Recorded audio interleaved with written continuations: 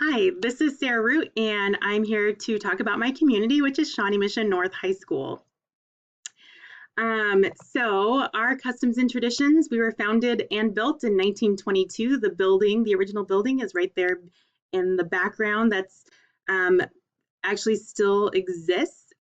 Our high school has just slowly built around it and gotten quite large. It's quite a bit larger. It started as Shawnee Mission Rural High School because it was out in the middle of nowhere. But now, obviously, it's in the middle of Overland Park, Kansas, and with buildings and everything all around. So it was built in 1922. So we're coming up on our centennial, which is in 2022. And we're pretty excited about that, our 100-year anniversary. So some of the things that we do at our school is Northman. So Northman is similar to a homecoming king, except we separate them. So homecoming queen is with the homecoming in the fall. Northman is done, and it's with just the guys, and it's in February. Um, so that's a little unique for our school, and it's definitely a tradition that we have. We have a homecoming parade that goes with our homecoming and the homecoming queen. That goes through Johnson Drive right in front of the school, and the community comes out and really supports us, even though we haven't been able to do it recently. Weren't able to do it this year, which was really a bummer. Another thing that we do is North Relays, which is the largest high school track and field event in the state of Kansas. It's something where we all come out and we all support North Relays. It's very exciting. We obviously had to cancel it last year. We'll probably have to cancel it this year, which is a bummer, but it is one of our biggest events and something that we're very proud of at Shawnee Mission North. Another thing that we're really proud of is their drama and theater department. It has been recognized as one of the top in the nation. And every other year we do partner with the elementary schools to bring them in to also perform.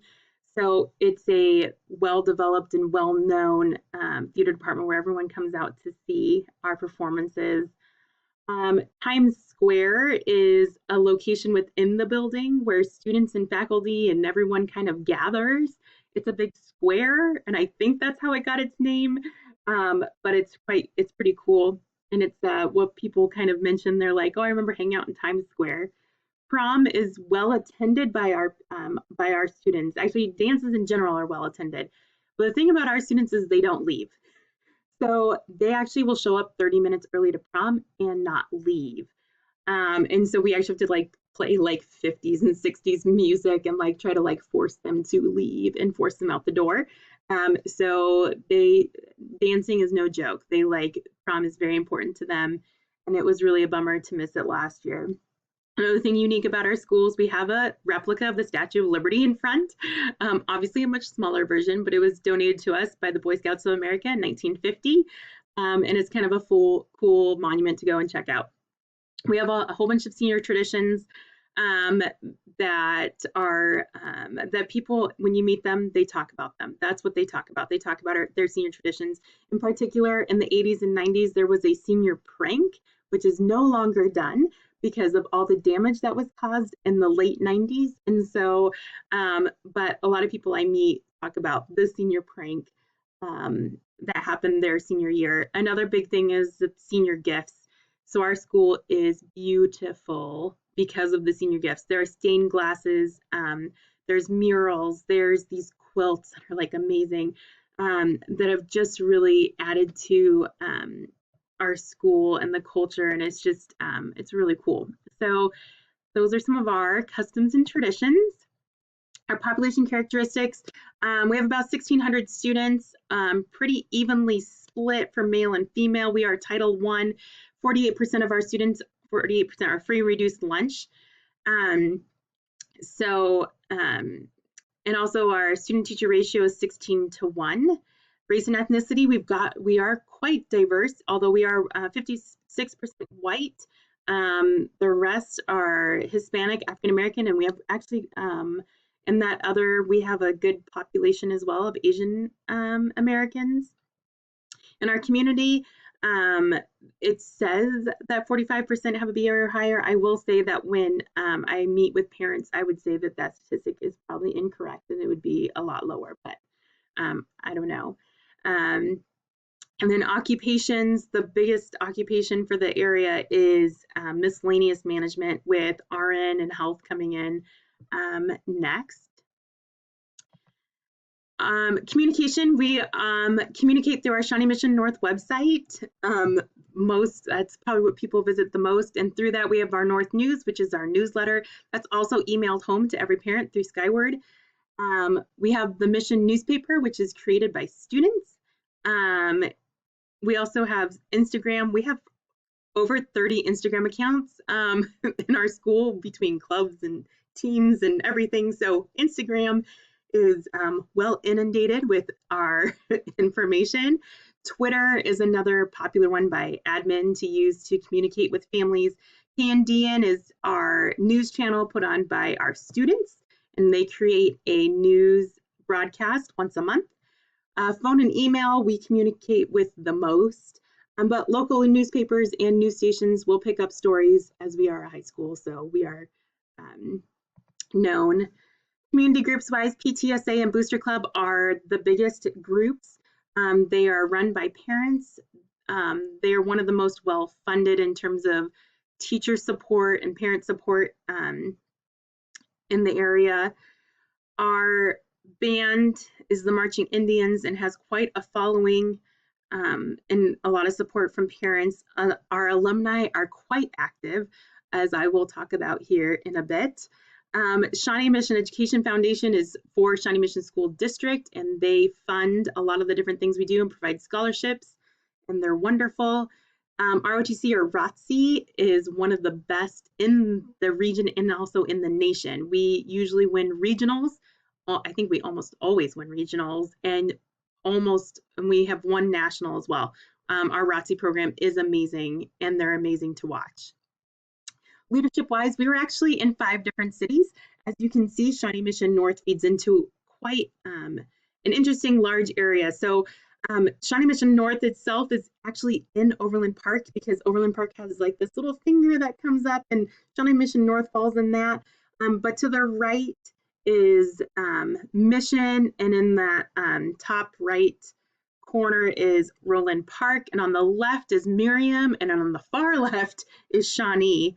And so we have 5 different cities that come to Shawnee Mission North. So it's an interesting area. And if you hear anyone talk about it, the principals get quite upset about how those boundaries are drawn or were drawn. The City of Mission is our biggest supporter. The Mayor, Ron Appletoft, will come to anything we ask him to, and any mayor before him. Mission is very supportive of Shawnee Mission North and likes to be involved when they can. Shawnee Mission School District recognizes the Shawnee Mission Chamber of Commerce, which is Leawood, Lenexa, Northeast Johnson County, Overland Park, and Shawnee. And the biggest group that supports us is Rotary Club, in connection with our community liaison, who's in that picture there, is Dre, and they do what's called a one-stop shop, and that's how we support a lot of the families in our community, in our school. We provide food and clothing and finances and lots of different things that they need when they're in a bad spot. And so it's really cool. Our one-stop shop is well supported and definitely needed. Economic conditions, currently we're in the area 4.4% unemployment. This time last year was 2.5%.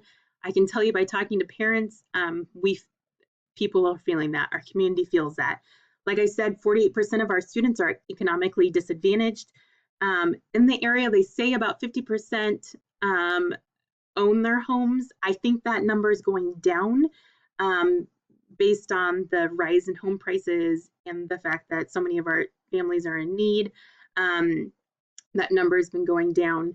And part of that is that's reflected in the downtown Mission area has experienced quite a bit of business closures, which has been really a bummer because the downtown area of Mission is really cool. There's our political structure. Like I said, there's 5 different cities, the largest one being Overland Park. As you can see in the picture, Overland Park is the largest city in Johnson County. They supply our SROs, our school resource officers, come from the Overland Park Police Department. The mayor of Overland Park is Carl R. Glurlak. The Shawnee Mission Board of Education, because there's so many different cities, becomes very important politically. Our school board representative for Shawnee Mission North is Heather Ousley. She's actually the president of the school board. Social tensions. We have a lot of social tensions at Shawnee Mission North right now. If you're in the area, you've seen the news. I'm sure you've seen it. We have our mascot is the Indian, which has caused tensions over the years. One of the things they do is a tomahawk chop, and the racial tensions are quite high. We're actually in the process now, after years of kind of writing this social tension. We're actually it will be changing. There are guesses that it might be a buffalo, but we don't know anything yet. Because racial tensions are not just high at our school, but across the district, a Department of Diversity and Equity was created in the last few years. Also, we had an ACLU lawsuit against our school over administrators taking away equipment from photojournalists, student photojournalists.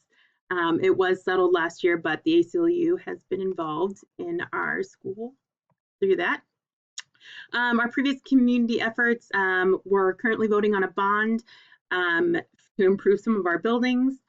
The Shawnee Mission Aquatic Center that's the picture on the right, was created within the last year, and that's where all of the high school swim teams will be competing now. It's a beautiful facility. In Merriam, Kansas, they just completed a community center. It's right next to the school. It's beautiful, also really cool that was recently completed. And in the middle, right now, the Gateway Project is underway, and that's in downtown Mission, and we're really excited because that's gonna have some really cool things. Power structure, we have a top-down pecking order like most. We have a superintendent at the top there who's Dr. Fulton. We have a board of education, our district personnel that work at the district office, our principals, and then our building leadership teams, which at the high school level is comprised of our divisional coordinators. Multicultural issues. So we have quite a few events at our school that focus on multicultural issues. So we have the International Night that is very well attended. We have our Black History Month program in February that, again, well attended. Wonderful performances. Same with the Hispanic Heritage program that happens in the fall. Another one that's very well attended, well seen. A lot of different groups recognized. We also have a Latino literature library, probably the first, we think, in Kansas. Also, just the last couple weeks, we got the Latino literature course approved, and it's going to be worth ELA credit, and it's the first in the state and possibly one of the first ones in the nation to do that. Public opinion, we put out a safety survey in January every year, and that's done by the Kauffman Foundation to see about like drugs, alcohol, violence, those types of things in the community. But there's also a principals advisory committee that the principal puts together and pulls in opinions from the community, from parents, from students. And we have a Familia Night, which is well attended. That's probably the most frequently attended event. And our district does a thought exchange. So the people who are involved are very vocal, and which is great. We have a group that are definitely not vocal though. So it's kind of a mixed bag.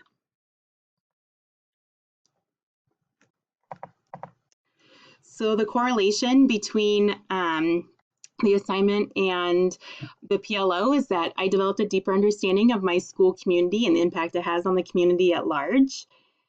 The relevancy is by being able to comprise all this information, I can more accurately represent my school and community to others.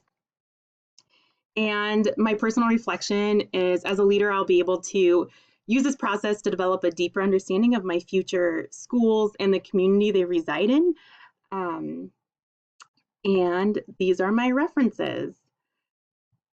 Thank you.